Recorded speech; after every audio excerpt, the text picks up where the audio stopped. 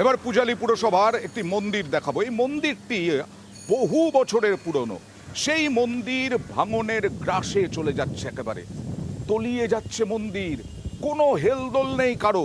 কথা বলবো প্রতিনিধি সমীরের সঙ্গে। সমীর, কত বছরের পুরনো এই মন্দির এবং কত মানুষ এই মন্দিরে মানে পুণ্যার্থী, দর্শনার্থী, কত মানুষ প্রতিবাদ জানাচ্ছেন, বারবার দাবি করছেন যে এই মন্দির যেন সংস্কার হয়, ভাঙনের গ্রাসে যেন না চলে যায়। দেখো, এই দক্ষিণ চব্বিশ পরগনা বজবজ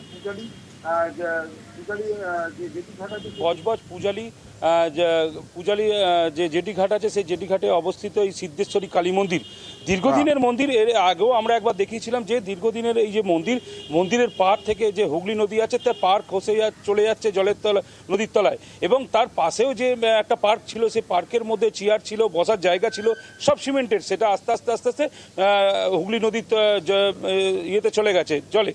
এবং সেইটা বারবার পৌরসভাকে জানিয়েছে, প্রশাসনের সব জায়গায় চিঠি দিয়েছে, তা সত্ত্বেও কিন্তু হয়নি। ওখানে চানের একটি জায়গা ছিল, করবে, কার দায়িত্ব এই মন্দির যাতে গঙ্গার গ্রাস থেকে না যায়? কার দায়িত্ব?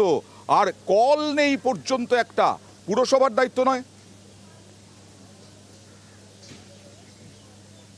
সমীর, দেখো, পৌরসভাকে বারবার জানিয়েছে, পৌরসভা বলছে দায়িত্ব দিচ্ছে যে এলিগেশনের দায়িত্ব তার, ওর ওপরে দায়িত্ব দিচ্ছে, দুজন সবাই এড়িয়ে যাচ্ছে তার দায়িত্ব, কেউ কারোর দায়িত্ব কিন্তু পালন করছে না।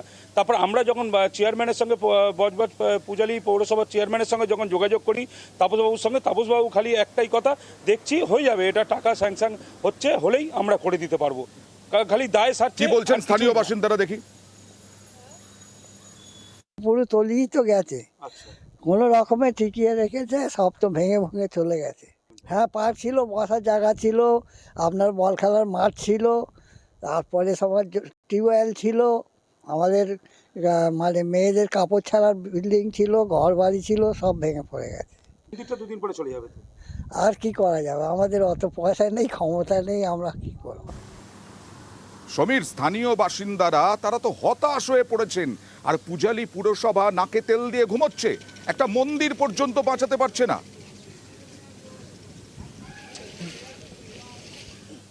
দেখো, হতাশ হয়ে পড়েছে কেন, এরা দীর্ঘদিন বারবার পৌরসভাকে জানিয়েছে, কর্পোরেশন কলকাতার যে আমাদের যে চেয়ারম্যান আছে তাপসবাবু, তাকেও জানিয়েছে, তার আগে যে ছিল ফজলুল হক, তাকেও জানিয়েছে। ফজলুল হক এখন হচ্ছে ভাইস চেয়ারম্যান। কিন্তু যে পূজালী পৌরসভার 4 নম্বর ওয়ার্ড আছে, ওই 4 নম্বর ওয়ার্ডের কাউন্সিলর হচ্ছে ফজলুল হক, যে ভাইস চেয়ারম্যান। কিন্তু ওনাকেও জানিয়েছে, উনি তখন চেয়ারম্যান ছিল, এখন চেয়ারম্যান তাপসবাবু, কিন্তু কোনো সুরা হচ্ছে না। কেন? এরা করতে চাইছে না, এদের নিজেদের ইচ্ছা নেই। ঠিক করতে পারছেন না, একটা মন্দির রক্ষা করতে পারছেন না। এই দেখুন পুরোহিত কি বলছেন। পুরোহিত বলছেন পেপারস সমস্ত রেডি, সব জায়গায় যাওয়া হয়েছে, কিন্তু কোনো ফল পাওয়া যায়নি। আমরা কিন্তু ফলের আশায় থাকি না, ফল ফলিয়ে ছাড়ি। দেখুন, পুরো মন্দির নষ্ট হয়ে গেছে, মানে মন্দির কেটেও গেছে। আমরা তার জন্য অনেক কিছু ব্যবস্থা নেওয়া বলা হয়েছে, অনেক জায়গায় অ্যাপ্লাই করা হয়েছে। এর জন্য আমাদের যে কমিটি আছে, কমিটিকেও আমি অনেকবার বলার ফলে তারাও কিন্তু অনেক দৌড়াদৌড়ি করছে, কাগজপত্র চলছে। কোনো আজও পর্যন্ত সুরা হয়নি বা হবে বলে আশাও করতে পারছে না। পুরসভার চেয়ারম্যান বলছেন হচ্ছে হবে। আরে হচ্ছে হবে না দাদা, করতে হবে। এখন আর হচ্ছে হবের যুগ নেই। দেখুন, আমরা এমপিকে জানিয়েছি, ইরিগেশন ডিপার্টমেন্ট দায়িত্ব নিয়েছে, ওরা এখনো টাকা স্যাংশন নেয় না, ফিনান্সে পাঠিয়ে টাকা স্যাংশন দিলে কাজ করে। না, মন্দির নেই, নদীর যে এটা ভেঙে গেছে পাড়টা, ওইটাকে করবে, হ্যাঁ, বাড়াবার জন্য। ওইটা করলে আবার নিজেদের মধ্যে সব করবে, নতুন মন্দির হচ্ছে তো। আর এবার দেখাবো বর্ধমানের একটা কি অবস্থা। দেখুন, কেতুগ্রাম, সেই গ্রামের একটা নেই গ্রাম। এখনো এ রাজ্যে নেই গ্রাম আছে, সেখানে অনেক কিছু নেই, তার মধ্যে নেই ব্রিজ। 1947 সালের পরে একটা ব্রিজও পায়নি। স্বাধীনতার পরে বিধায়ক আছেন, সাংসদ আছেন, বিডিও আছেন, জেলা শাসক আছেন, তাহলে আর কোন জায়গায় যাওয়া যেতে পারে? আমার প্রশ্ন। সরাসরি কথা বলবো প্রতিনিধি রণদেবের সঙ্গে। রণদেব, কতদিন ধরে কি প্রবলেমে ভুগছে এই গ্রাম? কত মানুষ বসবাস করেন এই গ্রামে? প্রথমত বলি যে স্বাধীনতার পরে আজ 1907 মানে প্রায় 77 বছর হয়ে গেল এই গ্রামে উন্নয়নের ছিটে ফোঁটা পৌঁছায়নি। না বাহ, পেয়েছে বাহ, বাহ, রাস্তা, না পেয়েছে সেতু, না পেয়েছে কৃষিজাত যে ফসল, সেই ফসল বিক্রির পর্যন্ত কোনো রকম ব্যবস্থা হয়নি।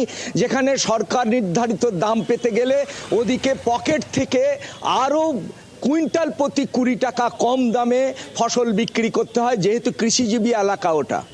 এদের ভোট এই নেওয়া গ্রাম হয় না এখন- রণদেব, এদের ভোট নেন না সাংসদ বিধায়করা, এদের ভোট নেন না পঞ্চায়েতের প্রতিনিধিরা, এদের ভোট নেন না জেলা পরিষদের সদস্যরা, ভোট দেন না এরা।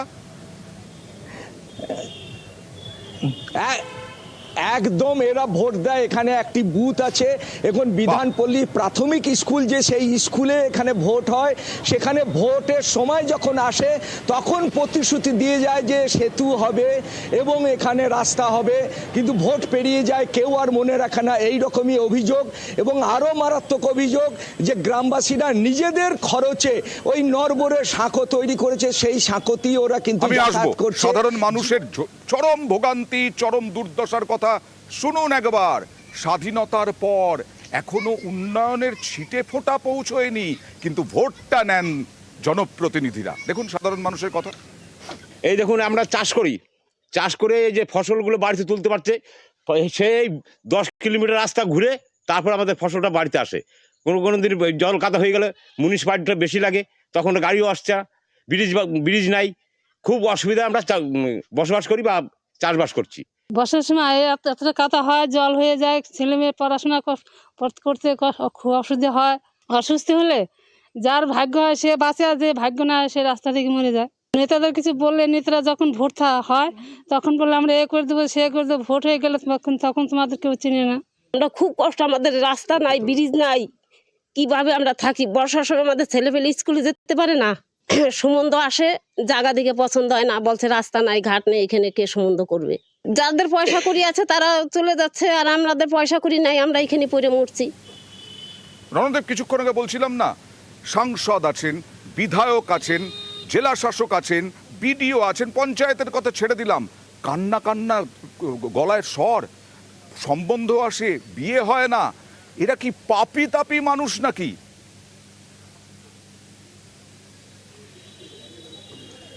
দেখো, অনেকটা তুমি যেটা বলছো তাই, কিন্তু এখানকার সাংসদ এই গ্রামে কিন্তু নির্বাচনের প্রচারে আসে এবং বিধায়ক এখানে আসেন, কথা দিয়ে গেছেন সাংসদ, কে তৃণমূল বিধায়ক? শাসিত যে পঞ্চায়েত সমিতি, সেই পঞ্চায়েত সমিতি এখানকার সাংসদ অসিত মাল এবং বিধায়ক হচ্ছে শেখ শাহনাজ। এবং এখানকার পঞ্চায়েত সমিতির সভাপতি বিকাশ বিশ্বাস এবার জানিয়েছেন যে জমি জরিপ হয়ে গেছে রাস্তার জন্য, এবং এই রাস্তা খুব তাড়াতাড়ি এখানে গ্রামে পৌঁছানোর রাস্তা হবে এবং কংক্রিটের সেতুও হবে। এই রকমই প্রতিশ্রুতি নিউজ 18 বাংলাকে দিয়েছে বিকাশ বিশ্বাস। বাহ বাহ বাহ বাহ, কি সুন্দর! আপনাদের লজ্জা হচ্ছে না? এখনো জমি জরিপ হচ্ছে।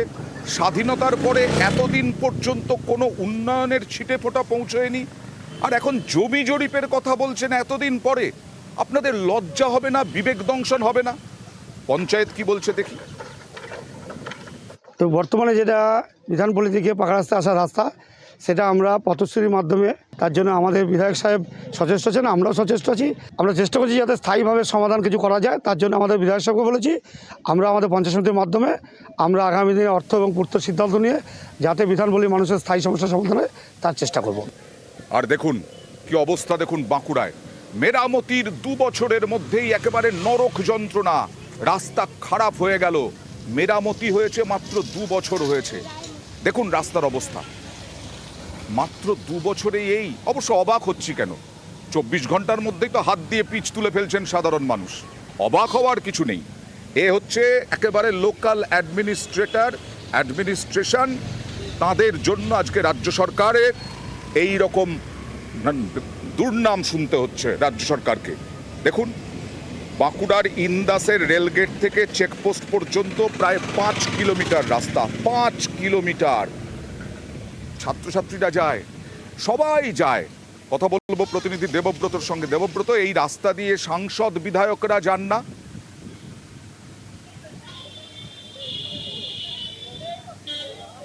একেবারেই দেখো এই বিধানসভা এলাকায় রয়েছে বিজেপির বিধায়ক নির্মল কুমার ধারা, তিনি রয়েছেন। তার পাশাপাশি বিষ্ণুপুর লোকসভা কেন্দ্রের মধ্যে পড়ে এই ইন্দাস বিধানসভা, অর্থাৎ বিষ্ণুপুর লোকসভায় রয়েছে বিজেপির সাংসদ সৌমিত্র খা, অর্থাৎ বিজেপির বিধায়ক রয়েছে, বিজেপির সাংসদ রয়েছে। তার সত্ত্বেও কিন্তু রাস্তার এই পরিস্থিতি।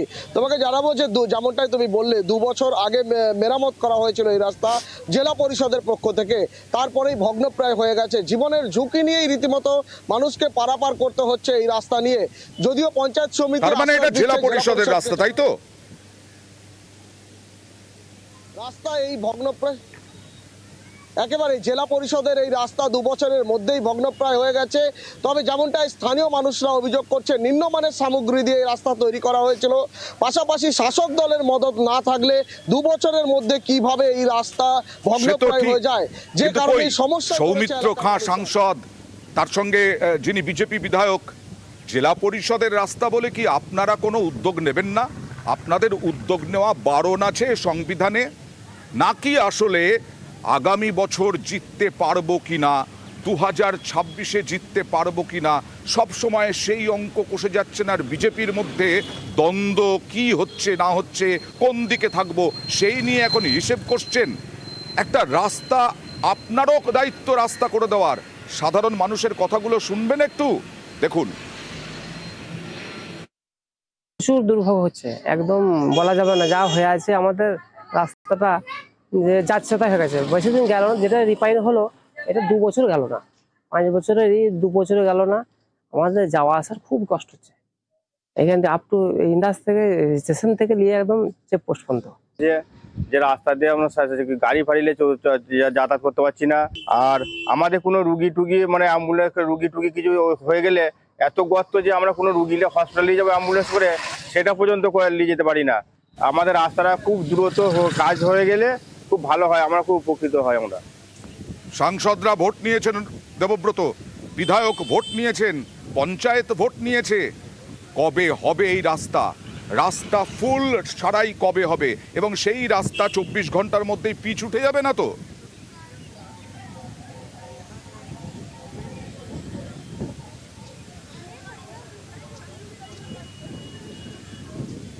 দেবব্রত,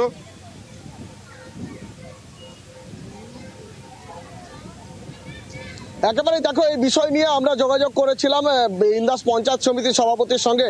তিনি যেমনটাই জানাচ্ছেন, দ্রুততার সাথে এই রাস্তা মেরামত করা হবে এবং ফেব্রুয়ারি মাসের মধ্যে এই রাস্তার কাজ শুরু হবে, টেন্ডার প্রক্রিয়া সম্পন্ন হবে। তবে সময়ের অপেক্ষা যে আগের মতো এই রাস্তা নিম্নমানের সামগ্রী দিয়ে তৈরি করা হয় নাকি রাস্তা ভালো করা হয়, সেদিকেই কিন্তু তাকিয়ে রয়েছে এলাকার মানুষজন। আমরা দেখব, আমরা নজর রাখবো পঞ্চায়েত কি বলছে সেদিকে তো বটেই, কিন্তু কার দায়িত্ব এই রকমভাবে গ্রামের মানুষকে অবহেলা করবেন না, আর এইভাবে গ্রামের মানুষকে রাস্তা থেকে বঞ্চিত করবেন না। সুতরাং কাজ করুন, কাজটা করে দেখান, সাংসদ হোক, বিধায়ক হোক, যেই হন না কেন। দেখুন, রাস্তাটি হচ্ছে জেলা পরিষদ থেকে এটাই মেরামত বা নতুন করে করা হয়। আমরা জেলা পরিষদে এর আগে যখন রাস্তাটি হয়েছিল, রাস্তাটি হওয়ার পর ওখানে মাটির কিছু ডিস্টার্ব আছে, তার জন্য রাস্তাটি প্রায় আপ ডাউনের মতো। এখন রাস্তাটিকে নিয়ে বিভিন্নভাবে দরবার করা হয়েছে, নতুন বোর্ড গঠন হয়েছে জেলা পরিষদে। সভাধিপতি ম্যাডামকেও আমি এটা ব্যক্তিগতভাবে জানিয়েছি যে যাতে এই রাস্তাটি মেরামত করা হয় খুব দ্রুত, সম্ভবত হয়তো জানুয়ারি ফেব্রুয়ারির মধ্যেই ওই রাস্তাটিও কমপ্লিট করা হবে কিছুদিনের মধ্যেই। আপনারা রাজনীতির কারবারি, আপনারা তরজা করবেন, আপনাদের মানুষের জন্য ভাবার সময় আছে নাকি? শুধু তরজা করুন, তরজা করুন করুন। লোকসভা নির্বাচন আসছে, তরজা তো করবেনই, কিন্তু এই সাধারণ মানুষের রাস্তাটা তৈরি করে দিন। সমস্যা আছে কিছু কিছু ক্ষেত্রে, যেগুলো জেলা পরিষদের নজরে গেছে। রাস্তাটা কাজ শুরু হবে কিছুদিনের মধ্যেই, দিকে দিকে চতুর্দিকেই কাজ হচ্ছে। কিন্তু আমাদের প্রশ্ন হচ্ছে যে ওখানে বিজেপি বিধায়ক আছেন, বিজেপি সাংসদ আছেন, তারা শুধু কি মিথ্যা ভুল বুঝিয়ে মানুষের ভোট নেওয়াটাই তাদের কাজ? একটা রাস্তা করার ক্ষমতাও কি তাদের নেই? তো আমার তো মনে হয় তাহলে তাদের ইস্তফা দেওয়া উচিত। বিধায়ক বা সাংসদের তহবিলের টাকা ওনারা কাজ করেন না, বা বিধায়ক বা সাংসদকে কাজ করতে দেন না, প্রথম নম্বর। দ্বিতীয় নম্বর হচ্ছে জেলা পরিষদ, পঞ্চায়েত সমিতি, পঞ্চায়েত দীর্ঘদিন ধরে ওনাদের, তাহলে রাস্তা করার দায়িত্বটা তাদের। আর যেখানে রাস্তা করছে সে রাস্তা তো পিচ থেকে উঠে চলে আসছে, তো তারা কি করে এইসব কথা বলেন? আগে আমার কথা হচ্ছে যারা দায়িত্ব নিয়েছেন তারা দায়িত্ব পালন করুন, তারপরে ভারতীয় জনতা পার্টির দিকে চোখ আঙুল তুলবেন। বাঁকুড়ার আরও একটি খবর দেখাবো। দেখুন কি অবস্থা, গরিব মানুষের ছেলেমেয়েরা খেতে আসে, মিড ডে মিল খেতে আসে, পড়াশোনা করতে আসে। সেই আইসিডিএস সেন্টারেও কাটমানি তোলাবাজি চলছে। একটা আইসিডিএস তো ভেঙে পড়েছে, আর তিনটে আইসিডিএস এর বেহাল অবস্থা। যে কোনো সময় দুর্ঘটনা ঘটতে পারে। কোনো মা বাবা চাইবেন তার ছেলে মেয়েকে এই রকম আইসিডিএস এ দেখুন কি অবস্থা। যে কোনো সময় চাঙড় ভেঙে পড়তে পারে, যে কোনো সময় দেওয়াল ভেঙে পড়তে পারে। ইয়ার কি হচ্ছে নাকি? এই রকমভাবে অঙ্গনওয়াড়ি কেন্দ্র চালানোর কি দরকার? আর তাতেও যদি খাবেন, খেতেই থাকুন, তাহলে আর কি দরকার অন্য কিছু কাজ করার? কথা বলবো প্রিয়ব্রতর সঙ্গে। প্রিয়ব্রত, এই অবস্থা কেন? চারটে আইসিডিএস এর এই অবস্থা, একটা তো ভেঙেই পড়লো। একেবারে আনন্দ, তুমি যেমনটা বলছিলে যে একটা আইসিডিএস সেন্টার রাতের অন্ধকারে হুড়মুড়িয়ে ছাদ সমেত ভেঙে পড়েছে বাঁকুড়ার তালডাংরা ব্লকের ময়রা গ্রামে। সেই খবর সম্প্রচার করেছিলাম আমরা, এবং তারপর দেখা গেছে যে গোলা এবং আমডাংরা রাজ্যের আইসিডিএস সেন্টার একেবারে দিনের বেলায় হলে তো বহু পড়ুয়া সেখানে খেলে, সেই আইসিডিএস সেন্টারের ভিতরেই খেলতে যায় তারা। খেলেও অন্য বাড়িতে অন্য জায়গাতে খাওয়ার ব্যবস্থা করেছেন, তাদের অভিভাবকরা সেই বাড়িতে পড়াশোনা করতেও পাঠাননি, খাওয়াতেও পাঠাননি। এবং যারা আইসিডিএস কর্মী তারাও কিন্তু চাবি হাতে নেয় না, কেননা ওই আইসিডিএস সেন্টার যখন নির্মাণ হচ্ছিল তখন নিম্নমানের সামগ্রীর অভিযোগ তারাই করেছিলেন গ্রামবাসীরা।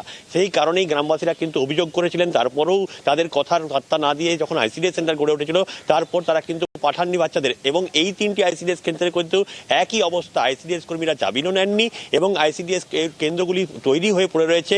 2019-20 সালের অর্থবর্ষে তৈরি হয়েছিল ঠিকই, কিন্তু তারপর থেকে চালু করা যায়নি, কেননা অভিভাবকরা তাদের ছেলেপেলেদেরকে পাঠাতে চায়নি। কচি কাচাদের জীবন নিয়ে ছেলে খেলা করছে, এবং এই অভিযোগই কিন্তু করছে বিজেপি। এবং বিজেপি দাবি যে কাটমানির এমন একটা অংশ, কচি কাচাদের জীবন নিয়ে খেলা চলছে, মজা কি হচ্ছে, ইয়ার কি হচ্ছে। ছি, দেখুন যারা পড়তে আসে, যারা কাজ করতে আসে, তারা কি বলছেন? ভয় তো করে, ছেলেপুলে পাঠিয়ে দিয়ে আর কি ঘরে থাকতে পারে কি, ফেটে গেছে। ভাই স্কুল পাঠাতে পারেন? কোনোদিন যায় কোনোদিন যায় না, ওই জন্যই তো এটা ব্যবহারই হয়নি, এটা করাই হয়েছে না আমার। যে কোনো টাইম এটা পড়ে যে কোনো টাইম এনি টাইম পড়ে যাবে। না সেরকম আমরা পাঠাতে পারিনি, তো কি করে পাঠাবো, যে কোনো টাইম অ্যাক্সিডেন্ট হয়ে যাবে। আমরা যখন বাড়িটা হয় তখন তো বলেই নি যেটা আমাদের বাড়ি হচ্ছে বলে, তারপরে শুনলাম যেটা আমাদের বাড়ি হচ্ছে। তারপর দেখছি নিম্নমানের সব জিনিস দিয়ে তৈরি করছে, নাহলে গোটা ঘর এখনই ফেটে যাচ্ছে, ভেঙে যাচ্ছে। আমরা চাইছি যে ওই স্কুল ঘরটা আমার নতুন করে আবার ভেঙে করে দেওয়া হোক। এরপর মারা তো মানে বাচ্চারাকে পাঠাতেও চাচ্ছে না। আমারও ভয় পায় যে মানে কোন মুহূর্তে এখন কি হয়ে যেতে পারে। এরপর ওইটা যদি মানে কোনো ব্যবস্থা করে সরকার, যদি কোনো ব্যবস্থা নেয় তাহলে ভালো হয়, নাহলে খুব চিন্তিতই তো আছি। চেয়ারে বসার খুব শখ, চেয়ারে বসতে খুব আরাম লাগে, কিন্তু এই চেয়ারে বসার দায়িত্ব আপনারা পালন করেন না, মিনিমাম দায়িত্ব। পঞ্চায়েত কি বলছে দেখুন। একদম বিপজ্জনক অবস্থায় আছে, ধসে পড়ার সম্ভাবনা আছে। হয়েছে মনে হচ্ছে যে হয়তো কোনো জায়গাতে কোনো ঘাটতি ছিল। অঙ্গনওয়াড়ির যিনি কর্মী আছেন, আইসিডিএসের যিনি দিদিমণি আছেন, তেনাকে বলেছি যে সাইটের প্রাইমারি স্কুল কিংবা কিচেন সেন্টার করার জন্য ওই বিল্ডিংয়ে না থাকার জন্য। তো জায়গাতে আমরা জানিয়েছি, ব্লক থেকে আরম্ভ করে আমাদের বিডিও ম্যাডাম তাকে জানিয়েছে, তিনি যা স্টেপ নেবেন আইনগত সেই স্টেপ অনুসারেই স্টেপ হবে।